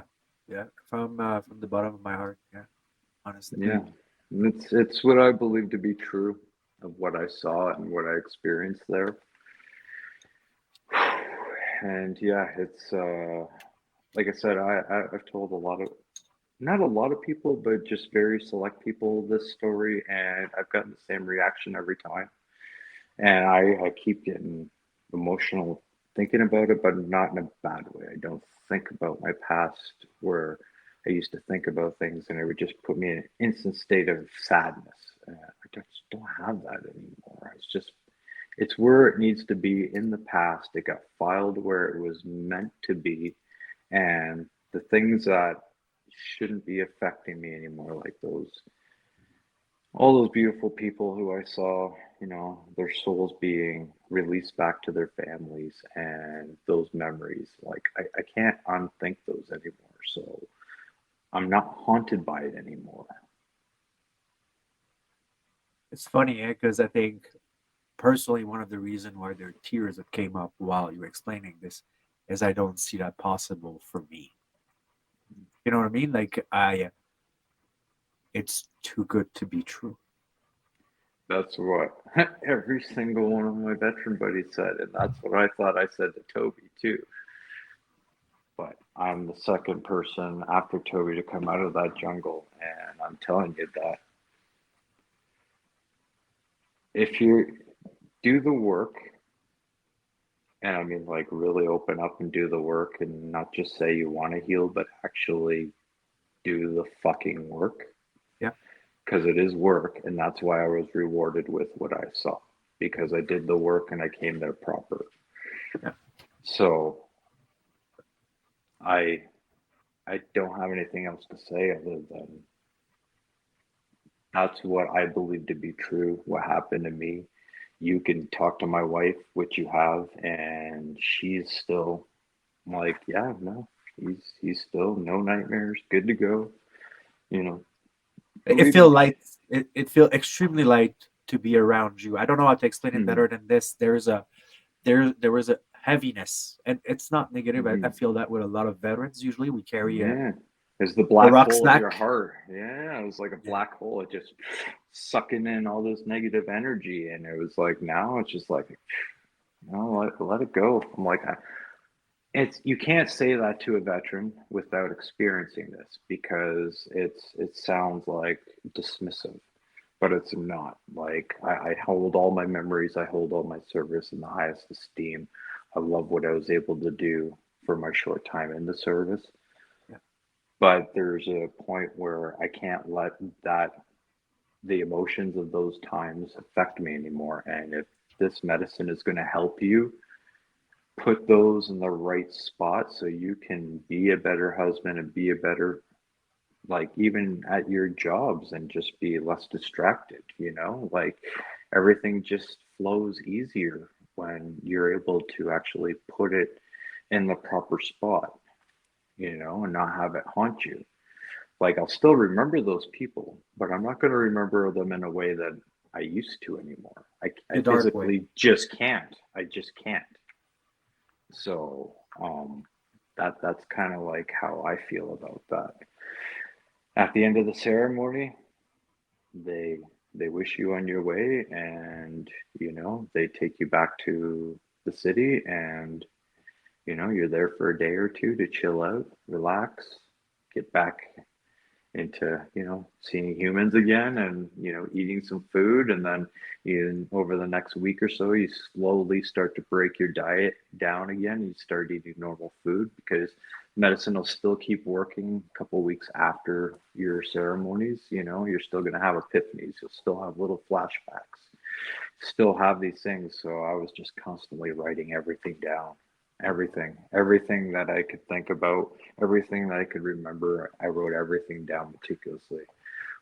Like, I filled a book like this thick, just with notes. And that's why I'm able to talk about it, because I'm like, I go over things. I'm like, I keep remembering other things that I got, these little epiphanies that I've been writing about. And yeah, I mean, like, my whole family has seen a huge difference. Like you said, the lightness with even my mom coming to see me, my my dad seeing me just like through FaceTime and stuff like that. And it's, I don't know. Like I said, the words religious and profound just don't work on something like this. You know? Yeah.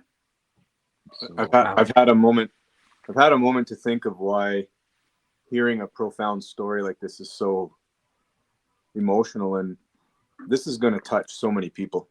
This is going to be a tearjerker episode, and sorry.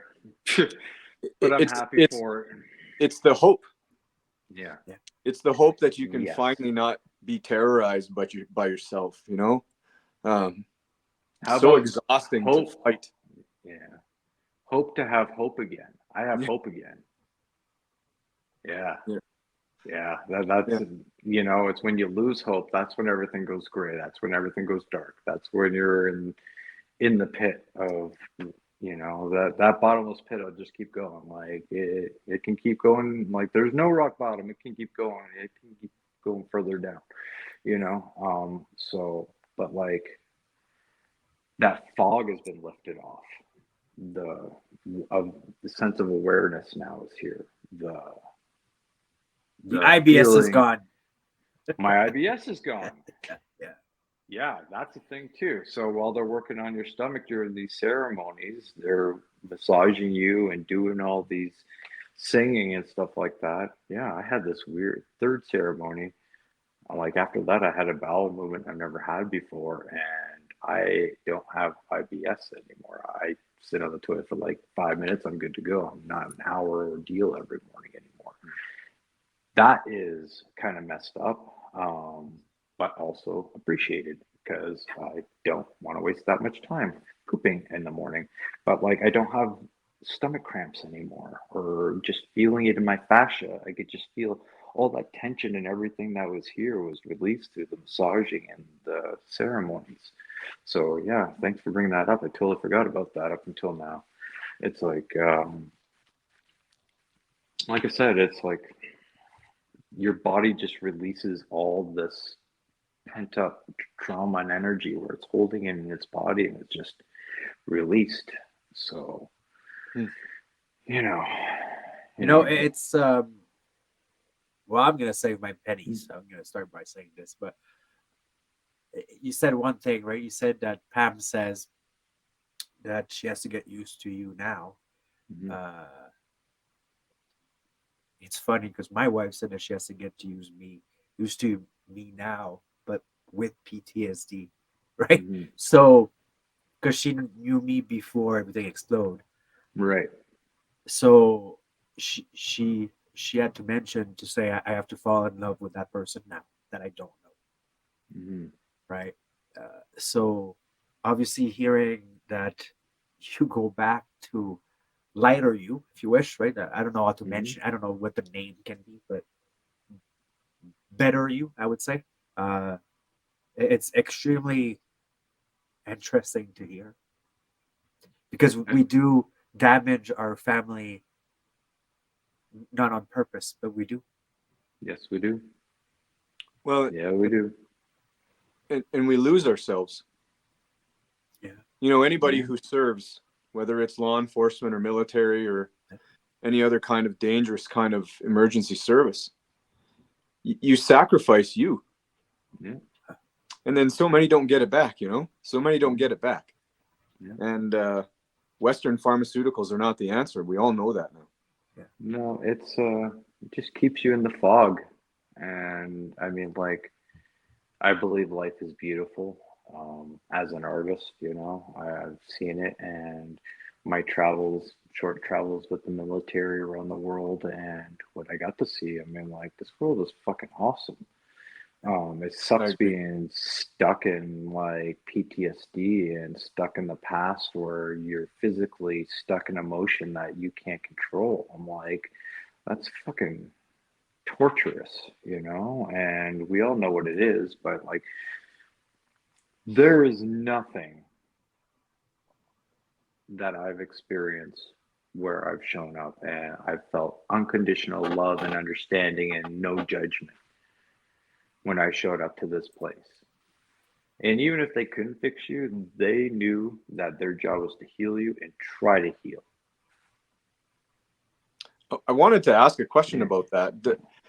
There is a bit of a sensationalization of ayahuasca ceremonies. You hear celebrities and rock stars and musicians and people talking about it, and it almost gets commoditized in a way. But the real people in the jungle that are doing this, do they do this because they are trying to heal the world? It's not this commoditization, but it's an actual, for them, it's a real way of life to heal people. For these people that we went and saw, that's exactly the case. They're healers. That's why they were put on this earth. That's how they believe. They have a full retreat put away where they have acres and acres of land of just medicinal plants. For like every plant in that jungle has a purpose, and they take you around, they show you. But like Noe has like two or three these giant acres where it's just plants that are all medicinal that he plans on just giving to people when they come up there. Sylvia, made me a tea. She walks into the jungle, comes out, makes me a tea. She's like, "You're gonna drink this for 4 days, and it's gonna get rid of your anger." I'm like, "All right, yeah, you should bottle that and sell that up in Canada, But that's what they've done. Like they've done over 1,000 ceremonies collectively. Wow. Like, and they're doing it with them. Like, so when it comes on, they know. Like, that's when they start singing. That's when things are, that's when they start guiding you. So when it happens, they're under the ayahuasca also, but they're so trained in that dimension, they just guide you as you need to be guided through that ceremony. So, they'll have a couple apprentices with them, and they're the ones running around the village trying to get everything for you, anything you need. And they're going to be maestros when they grow up. But it's been going through their families. Like Sylvia's been doing it for 40 years, and her mom did it for 60 years, and her mom did it for, I think like 50 years before that. So that was before airplanes were flying in there. It was, you'd have to take a boat, 8 hours upriver just to get to a nearest town to go shopping kind of thing. Like you're in the middle of the Amazon. It is lively. It is the middle of nowhere. Nobody is coming to help you. Mm-hmm. It's awesome.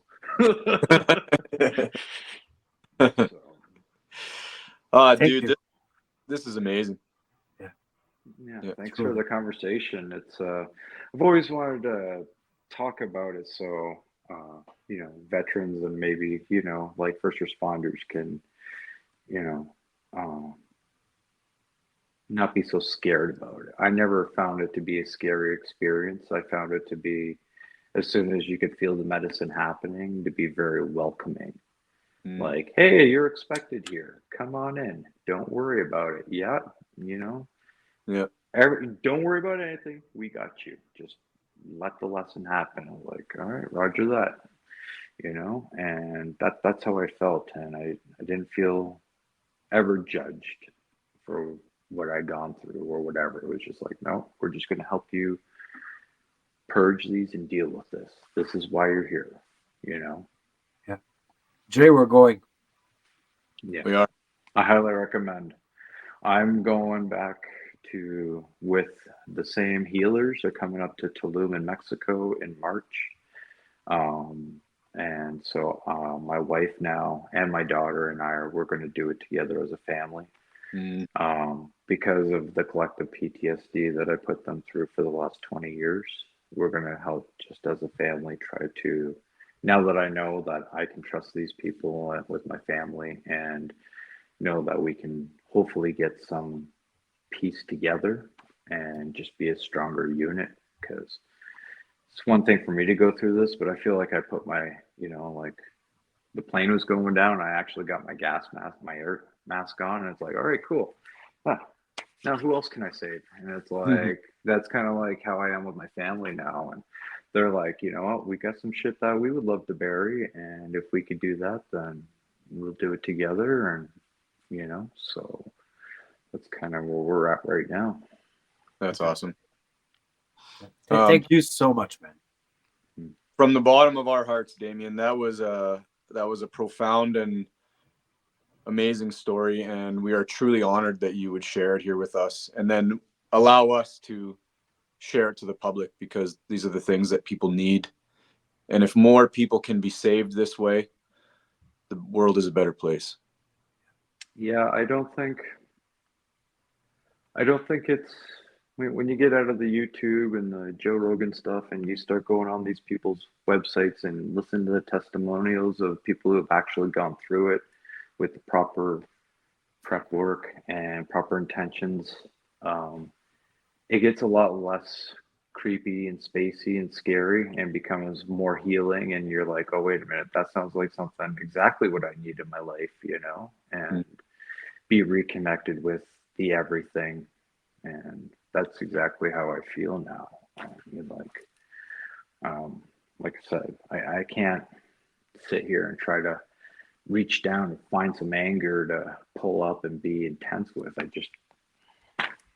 Sorry, I'm like, it's just, I'm like, that's going to be a really hard find, because I got rid of it. It's like, it's in the jungle. It's about 15,000 kilometers that way. So, good luck. Sounds like freedom to me right there.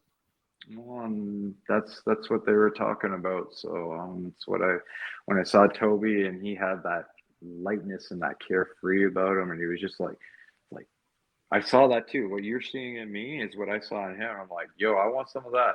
Oh, you actually did it. Okay.